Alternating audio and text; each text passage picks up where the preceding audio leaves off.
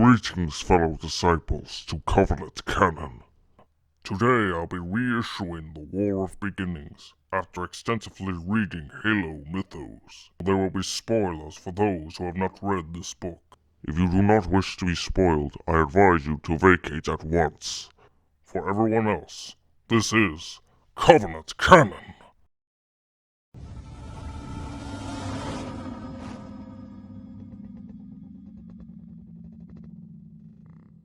After leaving the homeworld of San'Shyuum following the War of Wills, the reformist San'Shyuum came upon the ancient Sangheili colony known as Olgathon in 938 BCE. Upon arriving at the planet, the reformists initially believed that the planet was uninhabited. The first pioneer detachment set their sights for an enormous mountain range that the Dreadnought's Luminary had targeted as a repository for hidden relics. However, they came to discover that the mountain range were inhabited by the Sangheili. Their first encounter seemed positive, though tense.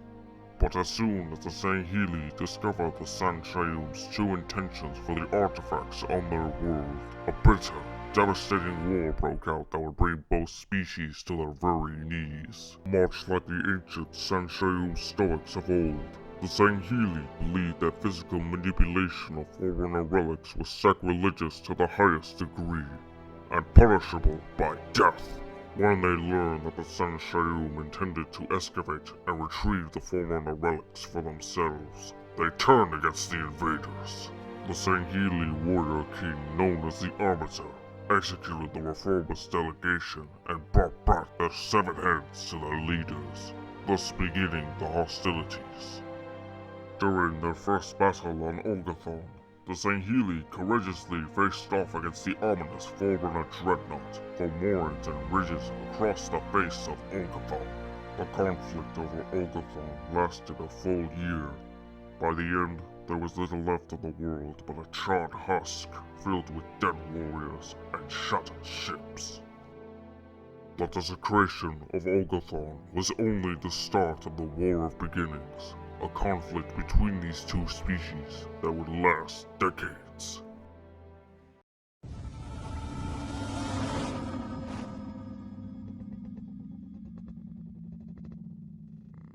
During the combat, the Sangheili had an early advantage, with each warrior comparable in skill to several San'Shyuum in battle. However, the San'Shyuum's technological superiority and the possession of the Forerunner Dreadnought meant that they had an advantage in space battles, using the Dreadnought to great effect in devastating hit-and-run strikes against Sangheili war fleets. The reformists were successful in driving the Sangheili away from their interstellar colonies, while obliterating many Sangheili by appropriating Forerunner relics. The Sangheili were devastated by the lack of honor that the war brought. They were forced to continuously retreat as the San'Shyuum came closer and closer to Sanghelios. Eventually, in 876 BCE, in order to ensure the survival of their race, an underground movement of Sangheili scientists covertly began studying their relics and incorporating elements to their warships, weapons, and armor designs. Soon, the group of underground scientists emerged and declared their sins, and the Sangheili were forced to amend the position of the treatment of Forerunner technologies to survive. They did not want the San'Shyuum to reach Sanghelios and massacre the planet's population and defenseless warriors. The scientists were allowed to live, and the discoveries were put to use by the creation of new weapons and fleets of warships. The Sangheili began to hold their position and did not give up any territory to the San'Shyuum, although the Dreadnought continued to heavily damage their military. Occasionally, the Sangheili gained ground by employing hit-and-run tactics with slip space before the Dreadnought could destroy their ships. The war eventually led to a skirmish on the planet of Blue and Red in 860 BCE. The planet's location made it of strategic importance to the Sangheili. However, the San'Shyuum desired to take control of the world's numerous Forerunner artifacts. The San'Shyuum forces were led by Emkan Skra'aman, High Lord of Sacred Relics. while the Sangheili forces were led by Usa Zealous, Kaidan of the state of Zealous, and field commander in the Sangheili military. Eventually, the San'Shyuum command station was breached by Sangheili assassins, forcing all San'Shyuum on the planet to retreat from orbit. High Lord Emkan had ordered the Forerunner Dreadnought to fire upon the Sangheili forces, but under Usa's command, most of them escaped into a Forerunner structure, which the San'Shyuum were unwilling to damage. The Sangheili on the planet were eventually forced to flee from the system, leaving neither side with a victory.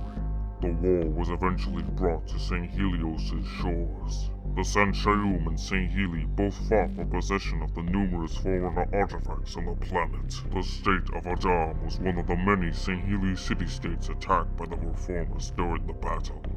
However, Vadam's keep's well-defended position in the Kola Mountains prevented the keep from being destroyed.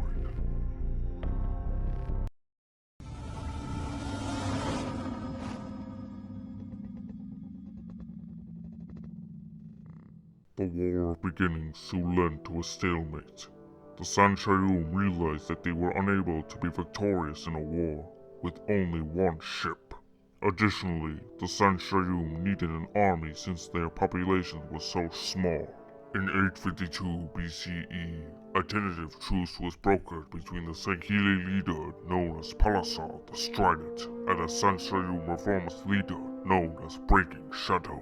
The two leaders forgave the past crimes of their species and began working towards a peaceful alliance.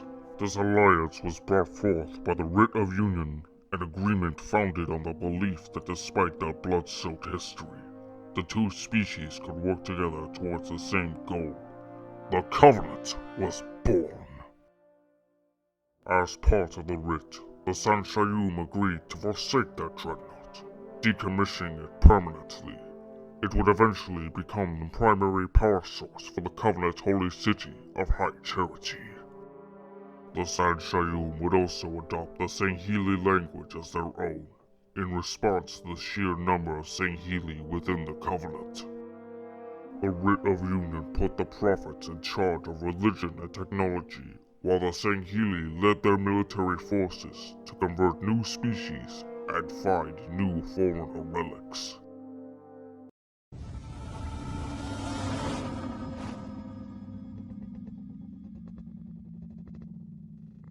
While most Sangheili willingly joined the new Covenant, there were those who resented what they viewed as a submission to the San'Shyuum.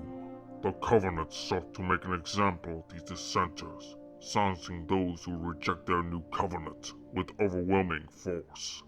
An incarnation of the Swords of Sanghelios was formed at this time to bring any holdouts to the Writ of Union to heel. The resistance movement would come to be led by a Sangheili Kaidan known as Usa Zealous. After the Zealous keep was attacked by Covenant air forces, the civil war expanded across Sanghelios. Because of their inferior number, Zealous and his followers were soon forced to be driven away from Sanghelios. However, Usa would travel across Sangheili colonies, looking for dissenters he could recruit for his cause. After the like-minded elder Sangheili, known as Kreka, showed him the Forerunner shield world, known as the Refuge, Zealous intended to make the Forerunner world his new base of operations and a home for his people. Eventually, the Refuge was discovered by the Covenant, and a fleet was sent to destroy the insurgency. However, Usa activated the Shield World's dismantler process, which convinced the Covenant that the rebels had been killed.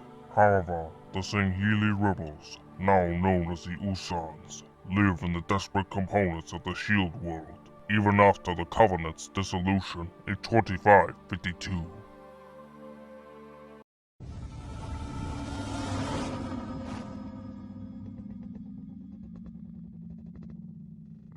That will be all for today. As always, if you like what you saw here, please hit a like and subscribe. Until next time, may Uros's everlasting light shine your path. Victory to clan and kin, brothers and sisters. Nakai, out!